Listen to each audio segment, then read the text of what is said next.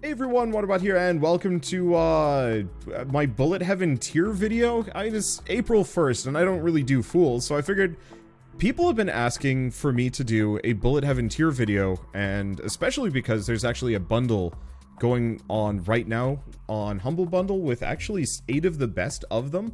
Admittedly, I don't necessarily agree with some of those options included, as being Bullet Heavens, but I'm going to include them for the heck of it just because they were here. Do I? Yeah, good. I do have Just King. Cool. So I picked, how many are there? This is what, 8, 24, 30, 33 plus, what is this? Another 10? So about 44 different Bullet Heavens, 10 of which aren't actually out yet, but the rest have come out and I've played and enjoyed in various ways, shapes, or forms. So we're just going to go down the list and kind of sort them based on incredible, great, good, rising stars, and a bonus category that we'll get to at some point. I don't really like the idea of your standard, you know, S through F categories because it's kind of dismissive and rude. And also, I'm here to highlight the best, not to deride things that I don't like that much. So instead, I would rather just kind of focus on the 3 categories that I think are very eminently playable, that I think everyone would enjoy. So even if a game ends up in good, it's still a good game. This is something somebody is going to enjoy. I just might not like it quite as much as like what's in the incredible or great categories, but somebody else might actually enjoy it even more than I do. So I guess let's go with first Vampire Survivors and just go down the list. So honestly, Vampire Survivors, I like it. I like it a lot. It started the genre, but I don't really enjoy playing it that much anymore. So I'm actually going to put it in the good category. I know that's probably going to be one of the hotter takes of the day, but it's one of those where it's become a basis for the rest of these games to build upon, and many have succeeded and done very interesting things with it, but unfortunately it means that Vampire Survivors, oddly enough, overshadows a lot of these games, like, still, that even after a year of development and people trying to kind of ape off the idea, Vampire Survivors still stays better than most of them. I just don't really like playing it as much. I think I got my fill and I just don't enjoy it anymore. So it's kind of like, it's somewhere between good and great. Yeah, we'll just put it there. Okay, next up, Scarlet Tower very much wants to be Vampire Survivors, has a lot of the same systems, it's got weapon evolutions, it's got a nicer visual style, but ultimately, it doesn't really rise above, so I'm going to put it in good. It's going to be one of my standard categories here of, is a game in question, does it rise above what Vampire Survivors is, or was even when it came out? And if it can't really do that, then I'm probably just going to put it in the good category. So I'm just going to pick around. I'm also going to take Spirit Hunters and put it kind of in the same classification. It does have the greater amount of meta progression, and that's a lot of fun. But it was almost kind of too grindy in such a way that it was very difficult to actually get to the meat and potatoes of Spirit Hunters, because you had to throw yourself at the grind wall just to get a couple of upgrades, and it felt like it was a little on the slow side. I'm just going to bounce around and empty out this entire thing. So what do we do next? What do we pick? Oh, there's so many. Horde Hunters. Played this one recently. Rather enjoyed it. It's a very solid experience, but ultimately I found it... How would I describe it? You were getting like stats and increasing them, so it kind of gave you this extra level of progression outside of just your normal weapon upgrades. I thought that was really cool, and I also really liked the fact that there was stuff that you could do on the map. But on the flip side, you really didn't have too much to do. As like maybe a crossbow tower that you could hang out near to shoot enemies for you, or like go to the bank to deposit some money to get some more money later. Like a lot of good ideas, but not quite far enough that really made me want to play like extensive amounts of it. But very solid for somebody that's looking for the Vampire Survivors but more side of things. Nordic Ashes, oddly enough, also tries to be Vampire Survivors, but in a different state. And I'm going to put it under great. One, the music is really, really good. It runs really well on the Steam Deck. I've actually been playing it every night before bed. And as I wake up, you know, just one run. I go from there. It's a little brutal, and it's also just as grindy as Spirit Hunters. But between the visual style, the music, and the more interesting mechanics in terms of like progression, weapon evolutions and various synergies, it stays... It has a little bit more staying power, I guess I would say. To the point where, yeah, I've put in a lot more hours into Nordic Ashes than most other Bullet Heavens. I'm gonna go with the... Let's just dive around. I'm gonna throw Return to Abyss in right next to it, if only because it's actually a very similar experience, both with the meta progression, the different characters, the weapon evolutions. In fact, I would actually say Return to Abyss will probably join Nordic Ashes on my Steam Deck as soon as it gets compatibility, if it doesn't have it already. I don't think it does. As one of those kind of fun late night, early morning, you know, grind out a mission or two and have a lot of fun with it. And especially because, yeah, I think it has like 4 times as many weapon evolutions as pretty much any other game that's going to be on this list. Let's keep going. Bounty of 1. I'm going to put this also in Great. I don't actually know if I particularly think of it as great in the same way as, like, I enjoyed Nordic Ashes. However, Bounty of 1 has, I guess, should take the credit as one of the first to add multiplayer that actually works online, and that's huge. I haven't actually experienced that yet, and that's part of the reason why I'm like, I'm not sure if I'd put this here, but I think it deserves to be here. Bounty of 1 is a really fun game, and I like the stat min-maxing, but I can imagine that it's way more fun if you got some friends on board to play with you. Alright, we've been mostly doing good and great. Why don't we bounce around to Incredible and Rising Stars? I'm gonna put Brotato in Incredible. I think it's the first Bullet Heaven. No, it's the second Bullet Heaven that I think really hit this list for me back when it first came out. I'm gonna have to reorient these. I'm doing this in a vector program instead so I can be nice and tidy with it and so I can update it later. I'm gonna be putting this entire list up as an image online, and then I will be updating it regularly every single time I play a new Bullet Heaven. So this way I want to keep things kind of tidy as we go. But so Brotato has a couple of things going for it that pretty much no other Bullet Heaven has. Namely, it doesn't have any meta progression. It's very much a run-based roguelike and can be kind of played as such. You know, you don't... It's almost not a Bullet Heaven in a lot of ways, but it very much hits the same notes, so I'm including it for sure. But the different characters that you can start with, the wildly varied amount of weapons in the game, and the workshop support all put it in the incredible stage, because you can just load this game up for 20 minutes and have a blast, load it up again, and have a completely different experience and also just as much fun. It's also kind of brutally hard once you get up to the later difficulty levels, so if you want a challenge, it very much will, I guess, serve that kind of experience as well. And like I said with the mod support, it's also intensely customizable, so if you want to add like more weapons, more classes, or more difficulty, that's all an option there, and I think that's really cool. So let's also take a look at Rising Stars. So the Rising Stars are games that aren't out yet, but I have played in various ways. Now, I can't actually speak on the quality for these because I haven't actually played the full version yet, so I'm just going to toss them in and talk about them a little bit because they're the ones I think people should keep an eye on. So I'm actually going to throw in Atomic Picnic, which is one of the other hot takes for this video. It's a first-person shooter, or is it a third-person shooter? I've actually forgotten which is which. It's a shooter, and not like a top-down game, but it has kind of that same, I guess I could call it the horde survival style of gameplay where you have tons of enemies coming after you. But I still prefer Bullet Heaven, especially because you're upgrading your weapons to get better and better and better and having more interesting proc effects. I think there is some question on whether or not Atomic Picnic is going to truly, I guess, match the rest of the genre. But I thought it was a good attempt, and I want to see where it goes once they're done with it. So I guess you can kind of guess the fate of this entire category. Some of these are actually going to end up in the good and great because they're almost out, or I've already gotten like further access to them, or I just think I can kind of bet on that. But I'll just throw Rising Stars in.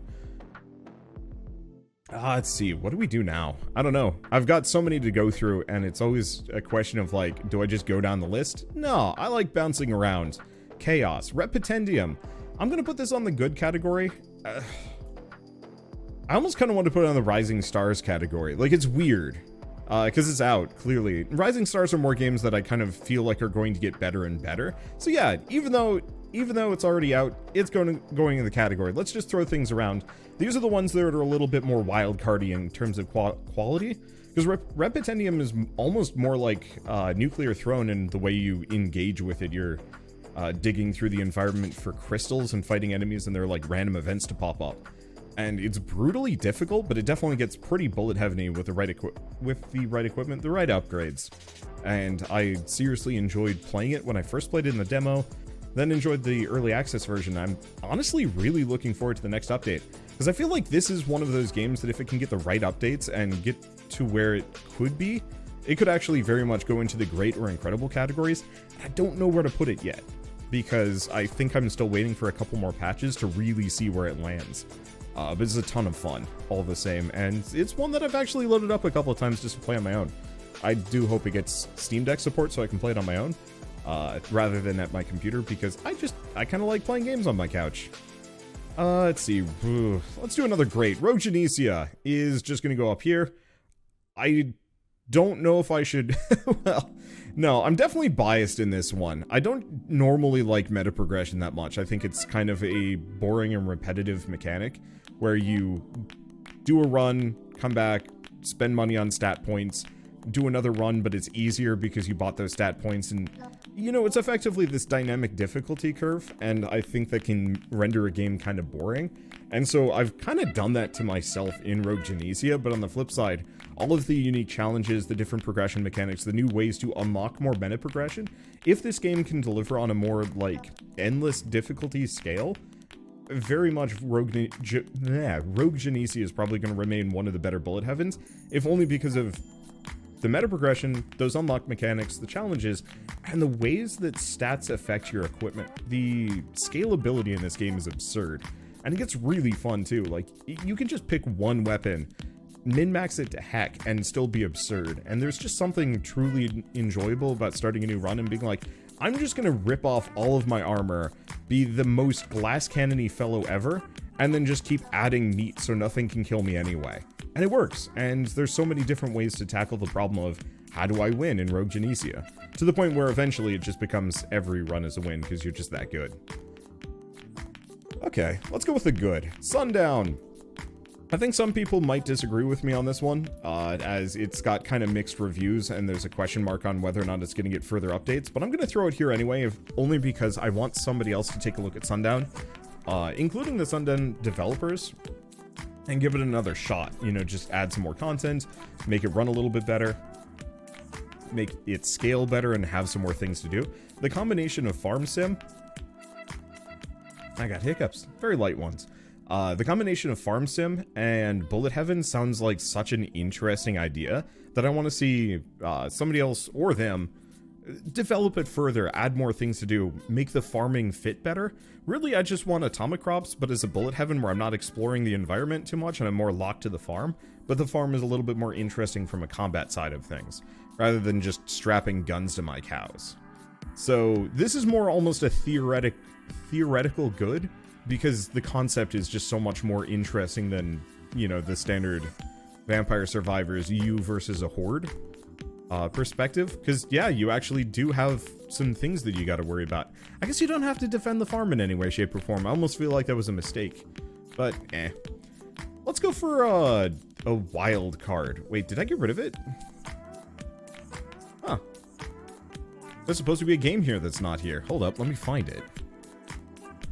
I have this whole list, and somehow I like deleted Flurp. There we go. Is it the right one? So Flurp is is it a bullet heaven? I don't know. I think it counts. I rather enjoyed what I played of it. It very much has kind of that combination of teamfight tactics, Dota Underlord style, or Dota chess? Yeah, it was originally chess, and then it switched to Underlords as kind of a standalone thing. But it has those, like, kind of team composition mechanics, but in more of, like, a tower defense perspective. But on the flip side, like, you really are just firing out tons of shots. And so I'm gonna put it in, great. I really enjoyed what I played of this. I don't think it has the staying power of, like, half of the bullet heavens on this list. But on the flip side, it's really fun for a weekend. And it's so cheap that, you know, pretty much no matter what, it's gonna be worth it. Let's keep going down. Let's add some to the great, or not the great, let's add some to the incredible list, just so we can kind of keep things tight. Bone Razor Minions came out in 1.0 very recently, and very much deserves this perspective. Once again, a little bit of a question on, like, does it really count? And I'm just not interested in those arguments. Oh, come on. Line up for me. There we go.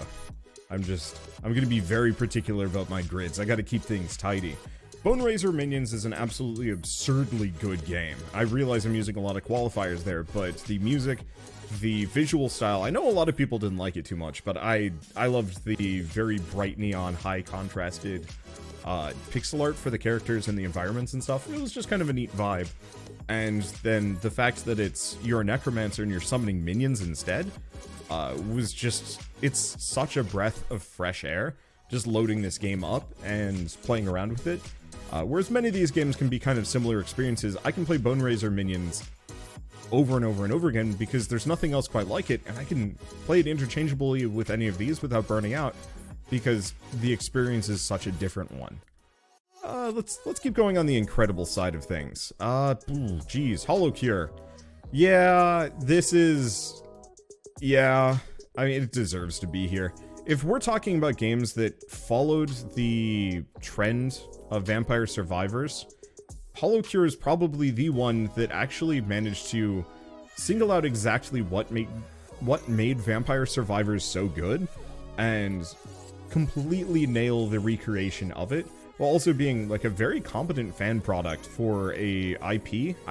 It is an intellectual property for a fan base that I am not a part of. And so I gotta respect it and put it there, even if I myself don't have a whole lot of immediate interest in Hollow Cure. It'll still be one of those that I just kind of go back to of like, this exists, and it's really good. It's not my thing, but it's really good. Alright, we need a Rising Star to throw in here. Let's actually pick a Rising Star that I don't quite know where it goes yet, so I'm gonna put it in, I'm gonna put it in the category for Rising Stars. So yet another Zombie Survivors is... I thought this was going to be a joke, and I thought I wasn't going to like it that much, but the fact that your entire team grows, like, instead of adding a weapon, you add a new person with a weapon, for the most part. So you add the archer lady, you add the dude with the shotgun, you add the dude with the drones? Was it the drones? No, he had a Tesla gun. And so I really like the idea of a game where you're specifically adding more and more soldiers to the mix, rather than having one character with a billion weapons at once. So by the end of the game, you have this giant cloud of people to fight with and roll around with. And I've seen that 3 times now, and this is the one that was the most successful. The one that I'm not sure about is Survivor Mercs, because it does much the same thing, but with kind of a nice pixel art formula. And it's like a weird pixel art slash also kind of similar to Bone Razor Minions. So I'm going to put these next to each other as they are very similar and have a lot of the same like design choices, and I'm not quite sure which one's actually going to be the better one. I liked Survivor Mercs a little bit more because it had a much more distinctive visual style and charm, but I can see both of these being quite viable in their own ways. But they're not out yet, so I don't know. I think yet another Zombie Survivors is closer to completion, but I'm not quite sure where it's going to end up by the end. In terms of like good, incredible, great, so on and so forth. I don't know. Keep an eye on both of those because I think they're going to be a lot of fun. Let's keep doing Rising Stars. Whisker Squadron Survivor. I enjoyed the first experience that I had playing this game. Is this lined up? No, it's not. Or it's not shaped correctly. I don't know. Whisker Squadron Survivor is barely a bullet heaven and mostly follows a lot of the same conventions, so I'm throwing it in. It actually plays like a Star Fox game with procedurally generated on-rails levels and just tons of enemies to fight through, but it has the same like you collect EXP, level up, and improve your weapons in various forms. I'm not sure if this one's going to be incredibly good by the end, but I'm hoping it is, if only because it is such a different flavor, and there are not a whole lot of Star Fox-esque games out at all. Like, even Nintendo has kind of abandoned the formula, and so I kind of want to see more people take that genre, take that subgenre, take whatever design cues that you can pull from Star Fox, because it's not a genre of its own, but for whatever reason, like, there are no other games like the Star Fox series, really. And so I want to see more people actually try and emulate it and do different things with it. And so making it into like a roguelike on rails with some bullet heaven elements, I think would be really cool, and I want to keep my eye on this one. Okay, now that I've had a drink, had some hiccups, and now can speak again, let's pick another one. Noobs Want to Live. So Noobs Want to Live, I'm going to throw in the great category. I'm not quite sure if it's kind of great or good, but again, I'm not trying to be the arbiter of these games. I'm mostly trying to put together a vague list categorization of the ones that I like the most. If we want to get into nitty-gritty, I could really sort this a little bit more aggressively into like just a pure gradiated line. But I don't want to do that. Noobs Want to Live, I originally thought was a joke. The game has a weird obsession with poop. But on the flip side, it's a really charming bullet heaven with a decent amount of progression and a lot of fun weapons and synergies, because every weapon has a synergy with one other weapon or passive ability that you can pick up. And they all do some really interesting things to the point where you can come up with some kind of wild builds, depending on if you know what you're doing once you've done a couple of runs. I think some of the later difficulties also get kind of brutal in a really rough fashion. But on the flip side, it's one of those that you very much could get like 10 to 20 hours out of this one and not even notice that you sunk that much time in. It's a lot of fun. So something in the incredible. 20 Minutes Till Dawn. Absolutely absurdly good bullet heaven. And is also one of the first ones to really kind of embrace the even shorter perspective. You know, originally Vampire Survivors was like, yeah, 30 minutes. And everybody's like, wow, what is this roguelike? It's so short. And now it's like 20 Minutes Till Dawn, I think has kind of popularized the 20-minute run instead, as it felt nicely condensed, and really by the time your build had kind of crystallized, you had maybe like 5 minutes left, and you don't have to worry about then continuing on for another 10 to 15. Which I find with Vampire Survivors, my build is usually functionally done by the 15-20 minute mark, give or take. And then after that, I'm just kind of continuing on. And you hit that certain point where it's just like, all right, and now you either get food or money. Pick which is which, and then you're just holding on and waiting. I think the moment you stop making decisions about what your build's going to be, because it's capped out, is usually when these games need to end. And so I think 20 Minutes Till Dawn did a really good job of capping it off at the 20-minute mark. I don't like the endless mode, and I hope it gets a further update to scale with the player's power. But honestly, whatever. Endless mode on these games kind of gets really boring anyway, so it's not a good idea to have too many endless modes, just because I think the games are best when played in short experiences. Don't Shit on My Roof is going to be, ooh. You know what? I'm gonna line this one up. Don't Shit on My Roof is a great good. I don't know necessarily if it's going to be great by the end or if it's good. I enjoy it a lot. I do get demonetized whenever I make a video on it, which is a little rough. But on the flip side, what a funny idea. What absolutely charming art. I mean, just having all of the enemies be pigeons alone is kind of funny and weird. But the fact that you are actually defending your roof and not even yourself. So you're specifically... You're not immortal, you know, if an enemy hits you, you take damage, but for the most part, what you really care about defending is your not so defenseless house. You know, you can add sniper nests and missiles and a bunch of other things. And so the fact that you have to defend both yourself and the house against a horde of pigeons coming after you is kind of cool, because it means you can't kite enemies around in the same way that you would in a normal bullet heaven. You very much have to stay relatively locked to one location. And I think that introduces a lot of interesting kind of, I don't want to say dynamic gameplay from that, but it's a different experience from every other bullet heaven on the list, even though many of its mechanics are quite similar. Also, the Greek gods touch was kind of fun. I guess it was a little bit more, because there was also Amaterasu. It's mostly Greek gods. I don't know why they chose that, but I thought it was cool all the same.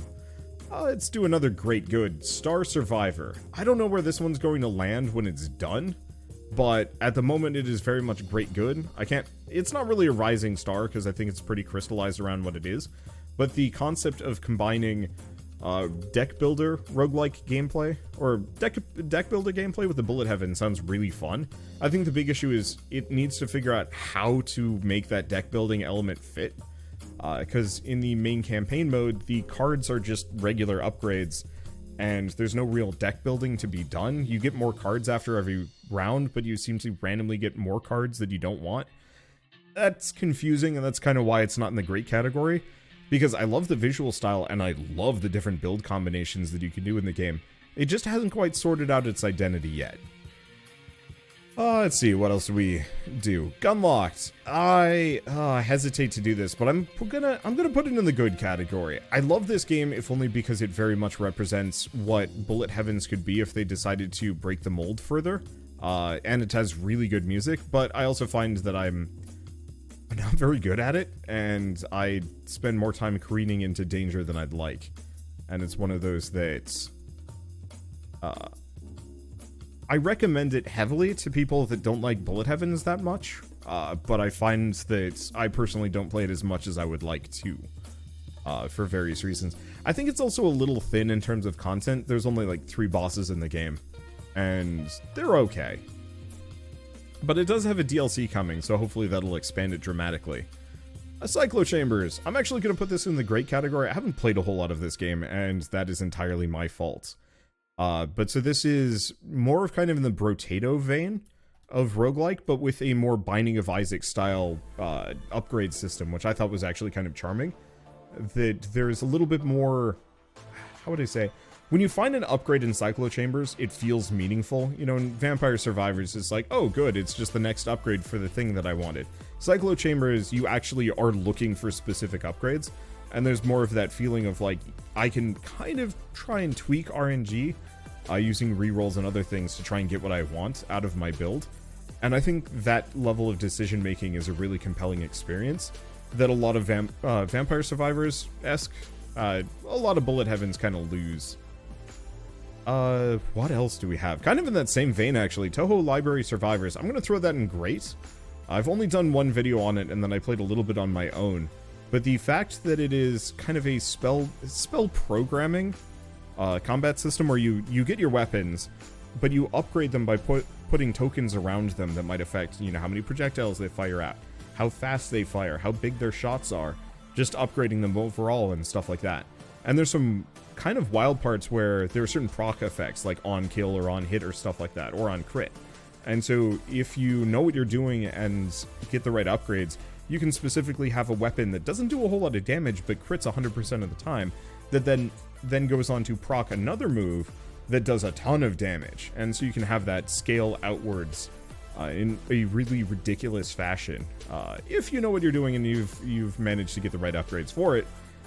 But that's, I don't know, I think that's a really compelling system, and I feel like that's going to be a huge aspect of certain roguelikes in the future. I don't think this one's going to get credit for it, but the idea of spell programming in general has had a lot of advances in terms of roguelike design, or a lot of roguelikes are starting to do spell programming as a mechanic, as a way of giving players control over how they fight, and it's really compelling, and it's one of those that, like, I don't know, I feel like there's going to be some masterclass roguelike that's going to come out in the next couple of years that everybody's going to be like, whoa, you know, oh wait, no, I'm describing Noida, I'm a dum-dum.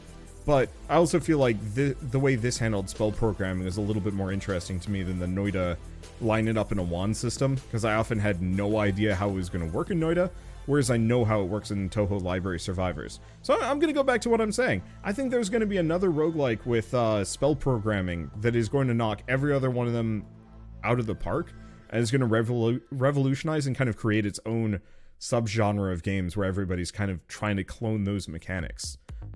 And I think a lot of people are going to go back to Noida for that one, but I feel like there's another hypothetical roguelike out there that is going to pull it off even better and own the genre as a result. But I could be wrong. Anyway, let's kind of on that vein of spell programming, Bioprototype does much the same thing, where you are like this weird creepy cell creature, and you are stitching parts together to chain how they attack. So again, on hit, on crit, on burn, or just on kill. I forget all of the different effects, but you can have one ability chained into the next in a really interesting manner. And then there's like passives that you can slot in between that can also affect how they work, and I thought that was really cool. The visual style makes me a little sick, so I don't play it too often. And also the translation's kind of rough. Like, I put it down in the good category, but the amount of different things that you can do with your build over the course of a run of Bioprototype very much justifies its position in the great category. Wow, I'm actually starting to run out here. Chess survivors. I'm going to throw this in the good.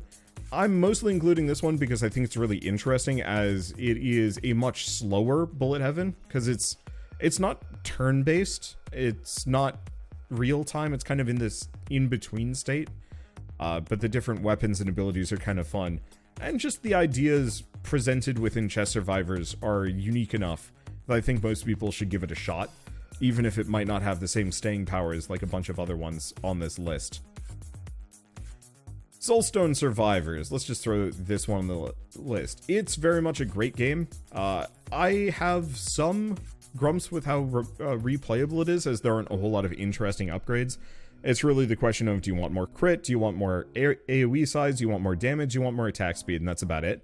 But on the flip side, it's a really flashy game, and one of those that I will generally recommend to people who are just getting into this genre, because I think it's one of the easier ones to get into. It's got a much lower learning curve and is flashier, and so if you have like a friend that is kind of interested in Vampire Survivors but didn't like the visual style, or didn't like how X or Y things worked, I think Soulstone Survivors is like the #1 bullet heaven that I would recommend to people who have never played this genre before, just because it's such a good entry point. Let's see, Jenghu Survivors, I'm gonna throw it in good. I thought it was decent, but it just didn't do anything that was particularly amazing. It had a lot of weapons, and some of the weapons got pretty silly, but the sheer number of weapons actually made it almost worse. To the point where I was having trouble maxing some of them out, because it was just like, hey, do you want this other thing that you don't actually want? And I'd be like, no, I just want to level up my main weapon, or 3, or all 10 of them, as opposed to adding, 11th, 12th, and 15th, or something like that.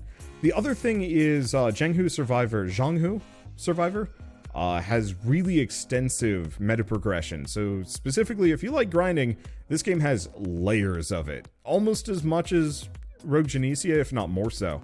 It also has multiplayer, so if you have friends that you want to play with, it goes on that list. Let's pick a rising star. It's been a while. I'm going to throw X Invader in here. I don't quite know where this one lands, because I have never finished a run with it.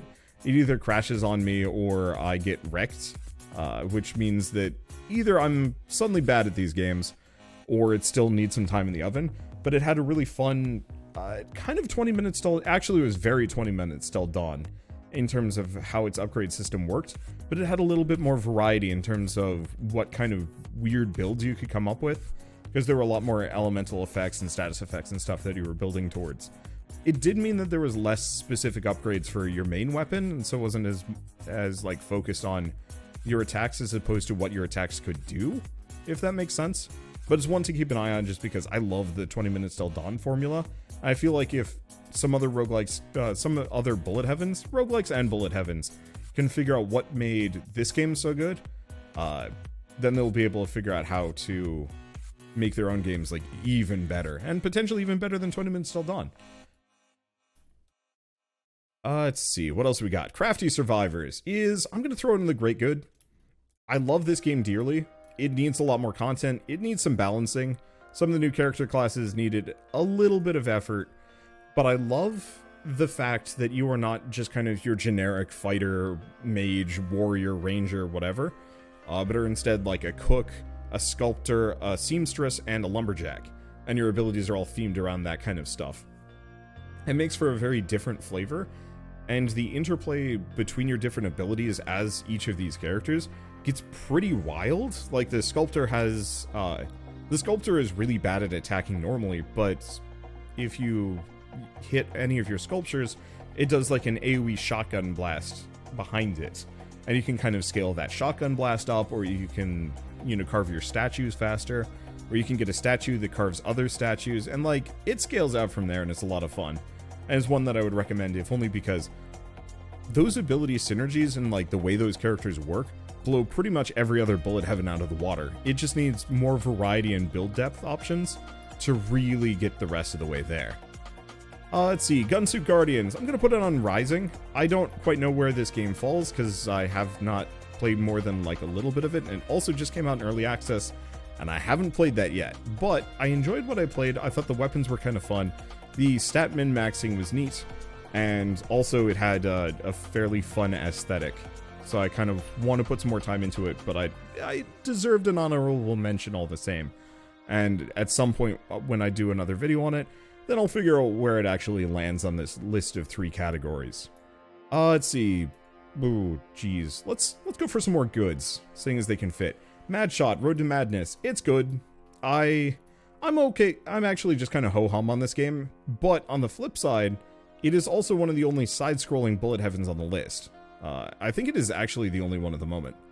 And so that change in dimension, for me, is actually kind of important, if only because it does present an alternative style of gameplay for people that might be kind of bored of the more top-down perspective.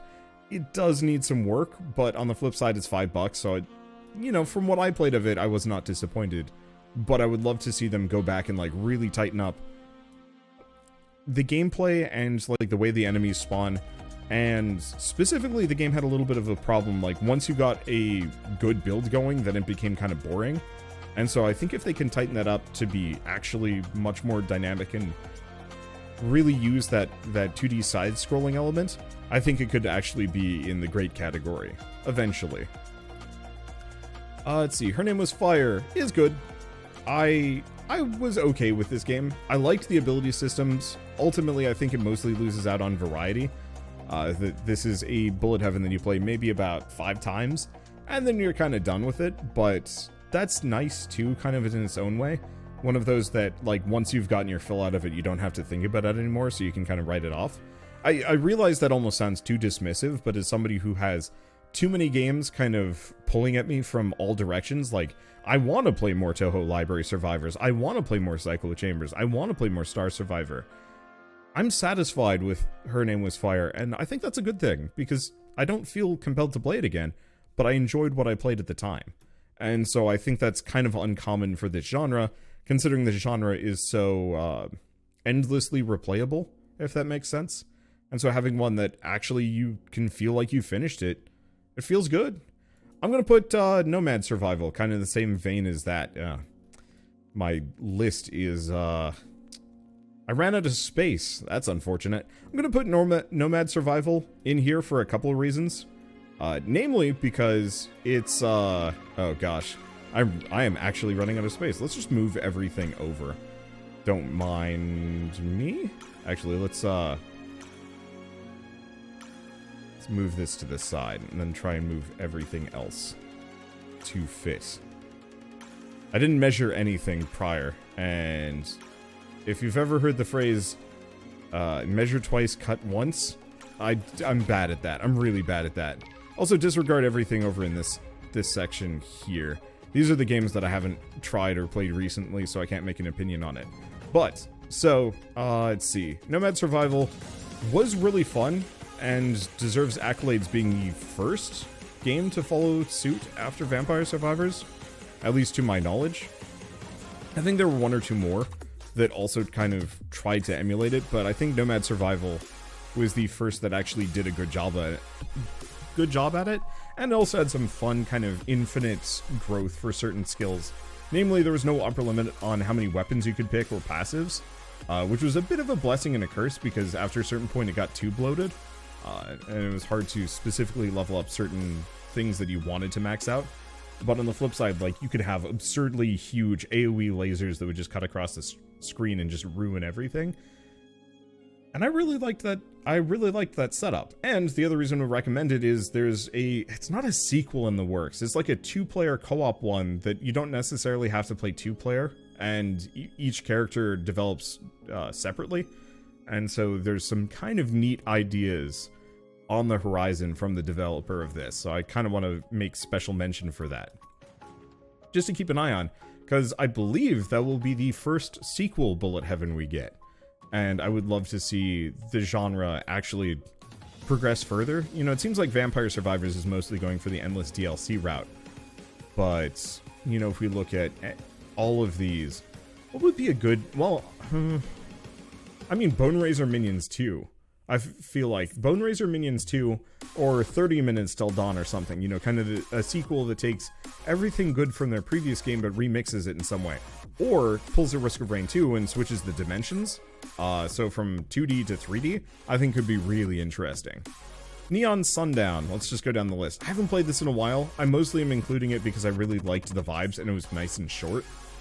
But I need to put it back on the list as one of those bullet heavens that honestly played more like a Flash game than anything else. I mean, most of the genre does. But this one really, truly could have been a Flash game back in the day. But I liked the challenge of it, I liked the visuals, and I liked the way that you could min-max different abilities to suit your tastes, and I thought that was neat. Let's see, speaking of min-maxing abilities to suit your tastes, Void Scrappers is great. I liked this game a lot, and I want to play more of it. You can do some pretty wild stuff with how you determine what your skills are going to be, and there's some fun builds around, like, dodging that I don't think I've seen in any other bullet heaven. Like, specifically, while dodging, you'll, like, shoot bombs around you, or drones, or some other stuff. And so, like, if you want to, you could actually go for, like, a pure dodge build in Void Scrappers, and considering how many enemies are coming at you at all times, that's actually a super viable build. Not only that, I think it's also one of the fastest paced bullet heavens on this list. Like, this is one of those games that you hit start and you cannot relax until you're done with the run. I also really like this cover art. I think I think it looks great. All right, so we're almost done. Let's just pick a couple of rising stars. So we got Heretic's Fork. I'm just gonna throw this in rising stars for now. I had a couple of issues with it when I played, but I feel like this game is actually going to go straight to incredible when it's out. I just want to see what it's like when it's done. Because kind of like Flurp, you're defending a central tower and playing cards almost deck building style to upgrade your tower to fend off infinite waves of enemies coming after you.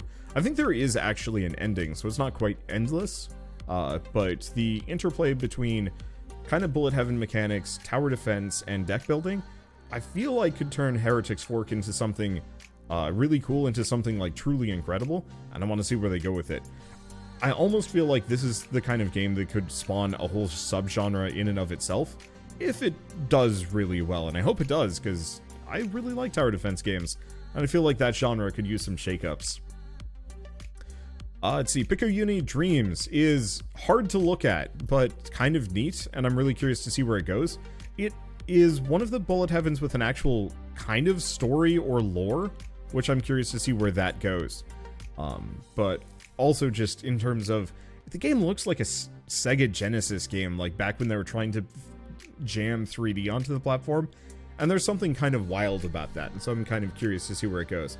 And I should probably disclose one of my friends is publishing it, so some bias is there, but I think it's worth highlighting just because it's a weird one. Speaking of weird ones, Just King probably doesn't belong on this list, but it's in that Humble bundle I mentioned earlier, so I'm going to throw it on the list. This one's more of an auto battler. I guess there are kind of sort of bullet heavy mechanics in it, but you don't really get to the point where you're gouting endless projectiles ripping through your foes. But I think it's an absurdly good game, and one that I would highly recommend. Let's see. Oh, I did have Flurp. Did I not put Flurp on my list, or did I? Wait. How did I talk about Flurp? Oh, I did have Flurp. I just missed it earlier. I don't know. Something about that. I gotta say, though, having good capsule art is so important. This is a completely separate conversation to have, and something I want to do a video on, but, like, you can look at all of these games, and you can say, like, immediately which ones of these stand out more. You know, looking at this right now, 20 Minutes Till Dawn, Return to Abyss, Survivor Mercs, Atomic Picnic, Vampire Survivors. Each one of these has, like, a really front and center character. The contrast is great. The logo is good. Stuff like Bounty of One, you lose the characters a little bit in it. Same thing with Nordic Ashes. Rogue Genesia is fine. It's fine. Sorry. And stuff like Yet Another Zombie Survivors. It's good logo and leans on the brand a little bit, but, like, these characters are meaningless here. And I love Red Pretendium, but this capsule art does not sell the game to me. That's a separate thing, but it's just interesting looking at all of this stuff and being like, yeah, wow, it really does matter here. Speaking of, Soulstalker is a rising star. I have no idea how this is going to turn out, but it had some interesting stat customization systems. And then also the abilities were kind of fun. And also had a lot of different characters to play with their own kind of unique mechanics. So there was like a merchant that did way more damage the more money they had, but also were progressively slower the more money they had. And so that was kind of a neat build to work around. I think there's other characters that specialize in like bleed damage and bleed procs.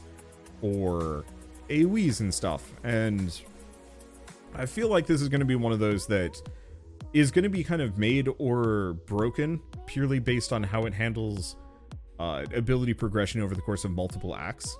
Because it's either going to be kind of ho-hum by the end, or it's going to be really cool. And I'm curious to see where they go with it. I also hope they have a lot more interesting, like, major game-changing abilities to make it stand out more. Let's see.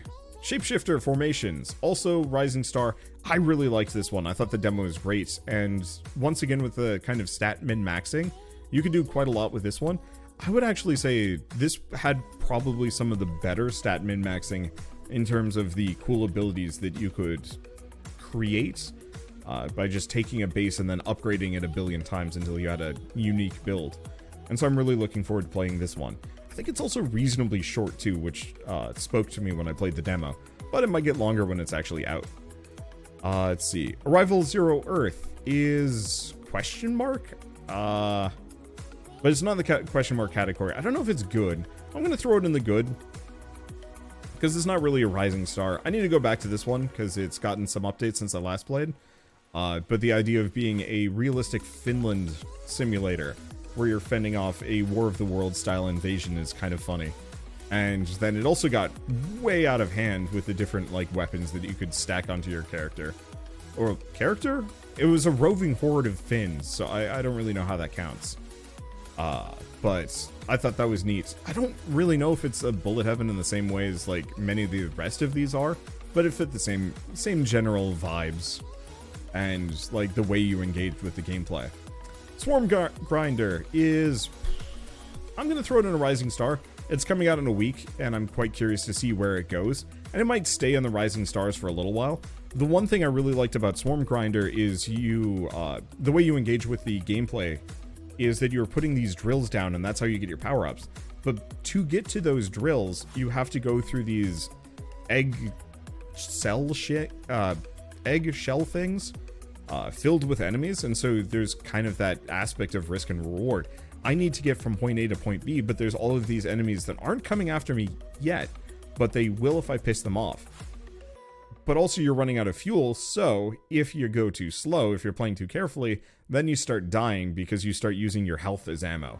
And I thought that was a really cool mechanic, and it had some kind of fun interplay between abilities, as you can only stack 5, your base gun, and then 4 more upgrades on top of that. And the more weapons you stack, the more fuel you use, so there's very much this question of like, okay, so what upgrades fit this build, and you have to be very careful about the decisions you make. Otherwise, you're going to sink the run. I had one really good one and then a lot of deaths. So I'm quite curious to see where it goes. It also has meta progression, and so I'm curious to see how that's going to change things, because the meta progression was not in the game.